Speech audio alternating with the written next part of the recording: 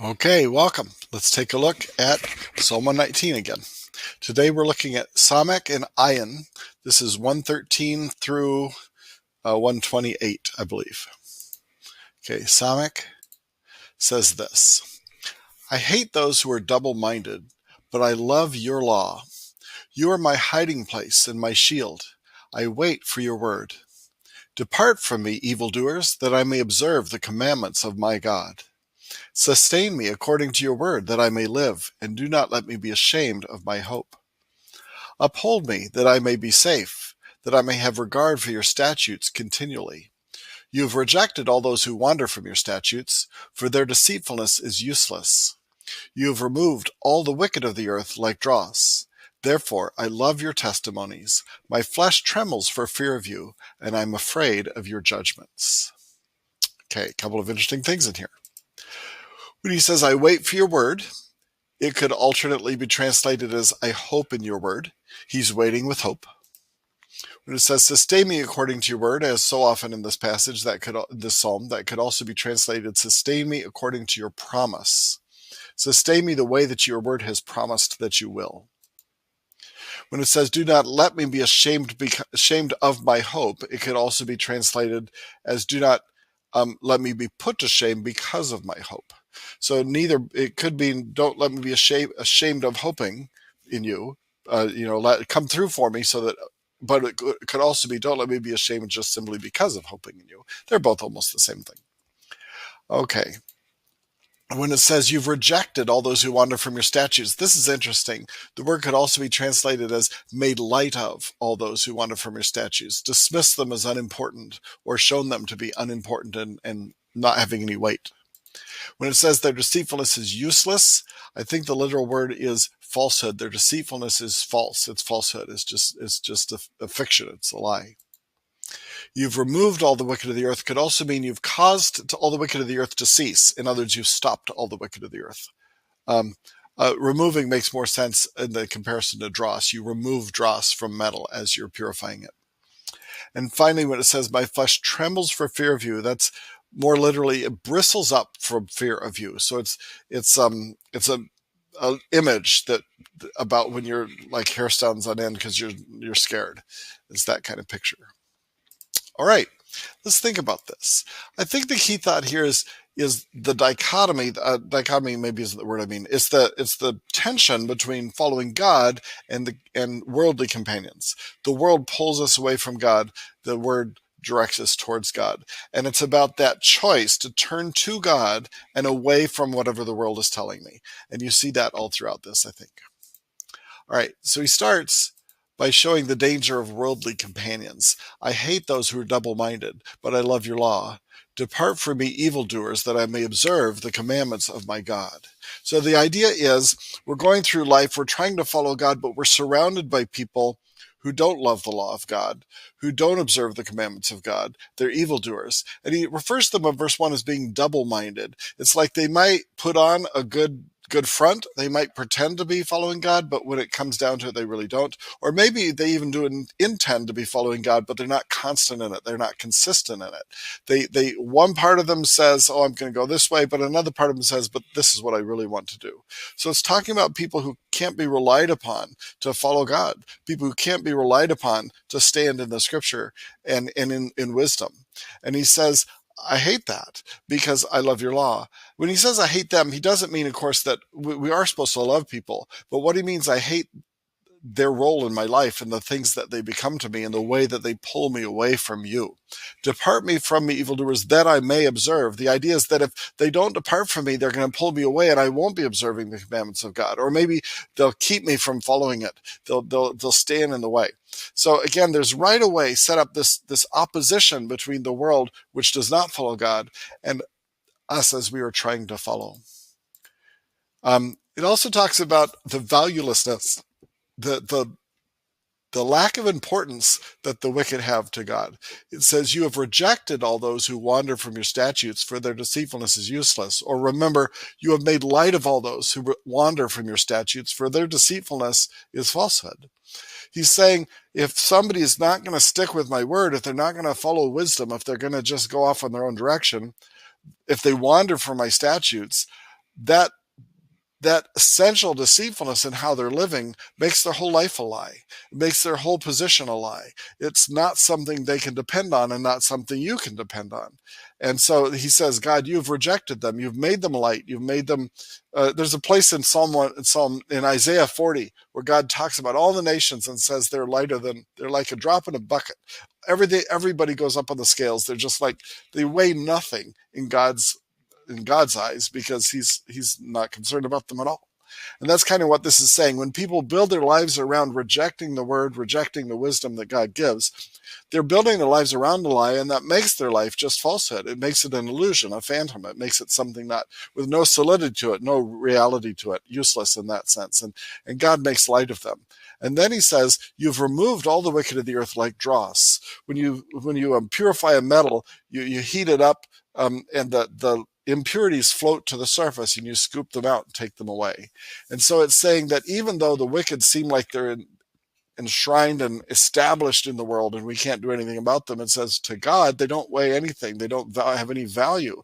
He just skims them off the top and removes them when the time comes. Now, this says in the past tense, you have removed all the wicked of the earth like dross. But obviously, there are wicked people around even as this psalm is being written. So I think what he means is this is the way you have behaved in the past. It's characteristic of you that when the time comes, you remove the wicked of the earth. There may be still more wicked that you still need to remove, but I know what you're like. I know who you are. I know what your characteristics are. And I know that you have in the past shown yourself to be just and shown yourself to be involved in the world and bringing justice, bringing judgment. About God, he says, first of all, he talks about clinging to God for safety. You're my hiding place. You're my shield. I wait for your word. I wait for your promise. You've told me you take care of me, so I'm clinging to that and waiting for you. I'm hoping in you. My hiding place in the sense that when people are trying to get me or attack me or bring trouble against me, I know I can take shelter in you. My shield is another way of taking shelter, but it's the picture of taking shelter when you're right in the middle of the battle being attacked. You hold your shield up as a shelter. And he says, God, you're that for me. So I'm waiting for your word to be fulfilled as you deliver me. Later he says, sustain me according to your word or to your promise that I may live. Don't let me be ashamed of my hope. What he's saying is, you've promised to take care of me. I'm hoping on that. I'm trusting in that. I'm putting everything on that. Don't let me down. Don't let me have to say to everybody, well, I was depending on God, but he just didn't come through. Instead, God, come through for me. Do what you've said. Sustain me according to the very promise you've made. You've said you would take care of me. You'd said you'd watch out for me. You said you'd be with me. So do that now. Again, this doesn't mean that we don't run into troubles, or sometimes people have even been put to death for the faith. But it does mean that in all of that, God has never really let them go.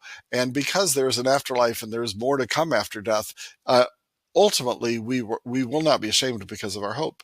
Romans says, whoever calls the name of the Lord will not be ashamed. So there's this picture that we decide what to trust in, what to count on, what to rely on, and it's kind of public. We say to everybody, this is what I'm counting on. And the rest of the world kind of mocks and says, well, how do you know you can count on that? But we're trusting that we won't be put to shame, but it will turn out to be, in fact, something we could have relied on, someone we could have relied on. And in the next, you still see clinging to God for safety in the next 4 verses. Uphold me that I may be safe, that I may have regard for your statutes continually. He's saying, in order for me to be safe and continue to serve you, you're going to have to keep me alive. You're going to have to hold me up to keep me propped up and supported, and so that I may have regard for your statutes. That's not a bargain. He's not saying, look, I'm not going to obey you unless you protect me. He's saying, I won't be able to obey you unless you protect me. I just will need to be kept alive. How can I serve you if you don't protect me and deliver me? And at the end, there's this interesting verse, my flesh trembles for fear of you, bristles up from fear of you. I'm afraid of your judgments. The point is recognizing that God does intervene to deal with the wicked like dross. He does intervene to make those useless and valueless who are their lives having no point, who are living in falsehood. And if you're going to believe that and trust in that, you have to also recognize that the same thing is true for your own life. And so he says, I know what you're going to do with the wicked around me. I don't want to be one of those people. I don't want you to take away me like dross. I don't want you to reject me as wandering from your statutes. So I'm going to keep following you. I'm going to keep trusting you. The point here is not that he's thinking that God is about to punish him or that he's not right with God. Is that he's seeing that there's a necessity to be right with God. Now, in the gospel, we know that Jesus has taken this judgment for us, but we can still look at the judgment that was poured out in sin on the cross and say that makes us have a holy fear of the cost of sin and of the majesty and power of God's wrath and judgment, because we see in Christ what he poured out on sin. That's not something he's going to pour out on us, although he will bring discipline as necessary in our lives. But the point is that we relate to God as one who is a judge and who is going to bring judgment, and we have a healthy reverence and fear for that part of who God is and that aspect of who God is. Okay. So, looking at it as a whole, this turning away from worldly companions, turning toward God. I hate those who are double-minded, but I love your law. You are my hiding place and my shield. I wait for your word. Depart from me, evildoers, that I may observe the commandments of my God. Sustain me according to your word, that I may live. Do not let me be ashamed of my hope. Uphold me, that I may be safe, that I may have regard for your statutes continually. You've rejected all those who wander from your statutes, for their deceitfulness is useless, it's falsehood. You've removed all the wicked of the earth like dross. Therefore I love your testimonies. My flesh trembles for fear of you, and I'm afraid of your judgments. That's the thing that's most central to me, is what do you think of my life and where I'm going, not what do other people think. Okay, the next 8 verses. I have done justice and righteousness. Do not leave me to my oppressors. Be surety to your servant for good. To be surety for somebody is to be like the guarantee for them. Do not let the arrogant oppress me. My eyes fail with longing for your salvation and for your righteous word. Deal with your servant according to your loving kindness and teach me your statutes. I am your servant. Give me understanding that I may know your testimonies. It is time for the Lord to act, for they have broken your law. Therefore, I love your commandments above gold, yes, above fine gold. Therefore, I esteem right all your precepts concerning everything. I hate every false way. All right, only one little comment here about the literal words. When he says your righteous word, that could again also mean your righteous promise. Okay, what you'll notice if you were watching carefully as I read those, you'll notice how often the word servant shows up and how often the idea of being a servant shows up. I think the key thought is that there's security in doing God's will as his servant. Being God's servant is one of the best places, one of the best places to be, one of the best roles to be in. If I know that I'm serving God, I, in a sense, get my greatness and my security from the God I serve. And I know that because of who he is, I can be secure in my position and in my identity. And that's kind of what's going on in this passage. So he starts by saying, I've done justice and righteousness. Do not leave me to my oppressors. Be surety to your servant for good. Do not let the arrogant oppress me. My eyes fail with longing for your salvation and your righteous word.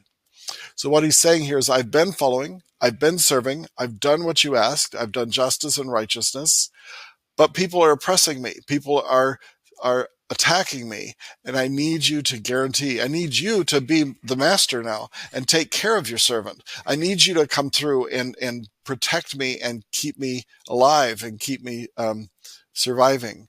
And then he says, my eyes fail with longing for your salvation and for your righteous word. Again, he's saying, you've made all these promises. You've told me this is the way I should live. You've told me it would be worth it. I'm looking for that, and I've been looking for so long and looking so hard and seeing nothing. It's like my eyes are growing, they're failing. I can barely even see anymore. I'm looking so hard for this, and it's so hard to see anything. But I know you're going to come through. I'm longing for the salvation you've promised, and that your righteous word has told me would happen. So I'm trying to serve you. I'm trying to follow you. People are pressing me. Keep me safe as I serve. And then he says 2 things. He makes a prayer. He prays not just for safety, but for his continued obedience. Deal with your servant according to your loving kindness, and teach me your statutes. Be merciful to me. Forgive me when I blow it. Just remember I'm but dust, and deal with me according to loving kindness and according to mercy and according to tenderness, and teach me how to obey better. Teach me how to do your will. Teach me how to live in the way that I should. I am your servant. Give me understanding that I may know your testimonies. I want to follow you. I'm committed to doing it, but I will need your help to understand what your will is. I'll need your help to be alert to the sins in my life that I need to let go of or put aside, because without it, I will just make the wrong decisions and I'll live foolishly. Keep me following you. And then finally, he expects, like the previous stanza we looked at, he expects God to reward and judge. It is time, he says, for the Lord to act, for they've broken your law. I see people who are disobeying your word, who are walking in folly, and yet you don't seem to have done anything. You seem to be letting it go. It's time, God, act. Of course, he can't make it time. He's saying this out of his prayer, out of his yearning. God has perfect timing and really knows whether this is exactly how true this is at this point in time. But he's saying, hurry up, God. How long will it be? Therefore, I love your commandments above gold. Yes, above fine gold. Why? Well, therefore, why? When you see therefore, ask what is therefore. Why does he say, therefore, I love your commandments? He says, because you're going to act to reward and to judge. You're going to act to fulfill your word. And so I know it's time for you to act for those who've broken your law. And because I know that will happen, I know that's coming, even though it hasn't shown up yet. I want to keep your law. I love your commandments. It's become the most important thing to me. I love them above gold, above fine gold. Think about how secure you are when you know you have enough money for anything that comes along. And he says, rather than that, I would rather have the security of knowing that I've been walking with you. I'd rather have the security of knowing I've been doing the right thing, and that when you bring consequences of people's actions on them, and when you bring judgment, I will be able to say, but I was doing the right thing. Therefore, he says, I esteem right all your precepts concerning everything. I hate every false way. Notice he doesn't say here, I hate every false person, but I hate every false way. There's some of the other in here too, but he's basically saying, I don't want to turn aside. I don't want to miss the mark here. So I'm going to look at everything you say concerning everything. It doesn't matter what it's talking about. I'm going to esteem it right. What he means is, the idea here is that as Christians, when we first get saved, we say, yes, I'm following your word, God. I'm following you, God. I'll do whatever you say. You can be my Lord and Savior. But we don't realize what we've committed ourselves to. And then a year or two in, we start discovering things where God's word says, behave this way in your marriage, and behave this way on the job, and behave this way when you get angry, and behave this way with your entertainment. And we see area after area where God lays claim to our lives. It says, live this way, do this, don't do that.